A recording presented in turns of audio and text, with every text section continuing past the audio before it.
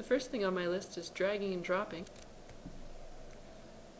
Here I have a XYZ file called residual total field. It's a very simple XYZ with some X and Y and mag and a few other fields listed inside of it.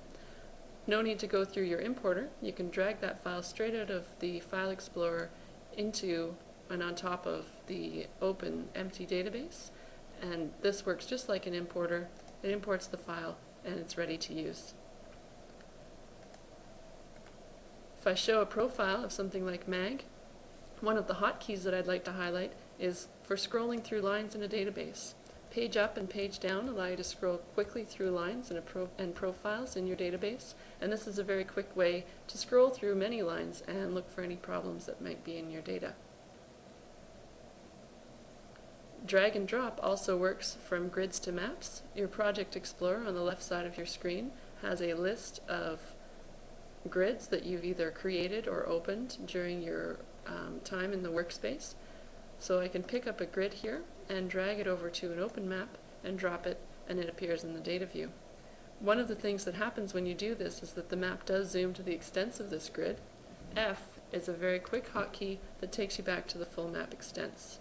The combination of hotkeys B and F are one of my favorites. You can use B to take you to zoom box mode and zoom in on a particular anomaly, and then you can use F to very quickly go back to your full map.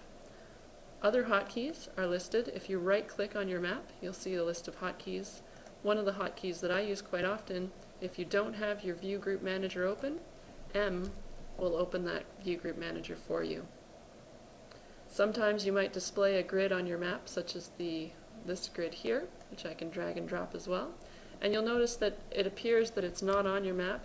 It zooms to a different extent, or if you've displayed it as a shaded grid, or used the color shaded option from the color grid option from the menu, you won't see that grid, and it can be very frustrating. The grid could be in the wrong location, perhaps we chose the wrong grid, or perhaps it just has an incorrect projection. In group mode, we can select different groups on our map, and we may select this group, and when we're on our map, the S key takes us to that group, and we can see where it is, and we might use our X or Z keys to zoom in or zoom out on the map and see that that grid is in fact not in the correct location, and that's why it didn't appear on our map in the first place. So B lets us zoom box, F takes us back to our full map, S will take us to the selection, and M will open up the group manager. And these are a few hotkeys that I use quite often. The next thing that I'd like to do is just delete this group that we don't want on there.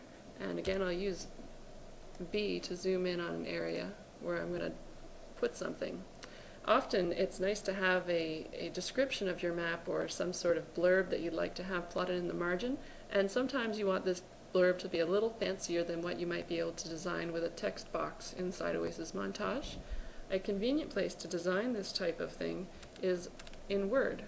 Here I've got a little blurb about the data acquisition of the mag file that is posted on the map, and if I select this right inside of Word and copy it, I can go back to my map and I can paste it into the base view.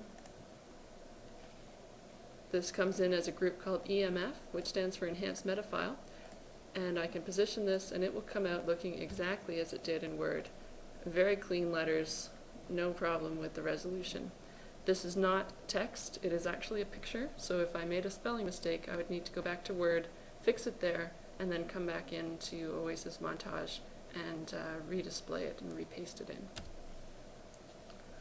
The last thing that I'd like to mention are a few useful defaults. If you look in your Edit menu, there is an option here called Settings. One of the general settings that is very useful is to set a custom menu, a default menu that is going to appear every time you run Oasis Montage. This might be your mag map menu, maybe the new 3D menu in version 6.3, or you might have a customized menu that you created, and I'll talk a little bit more about that later. This means that every time you make a new workspace or GPF file, that menu is going to load automatically, and you won't need to load it yourself, either using the Load Menu button or through the GX menu. There's a couple advanced settings that you might find useful.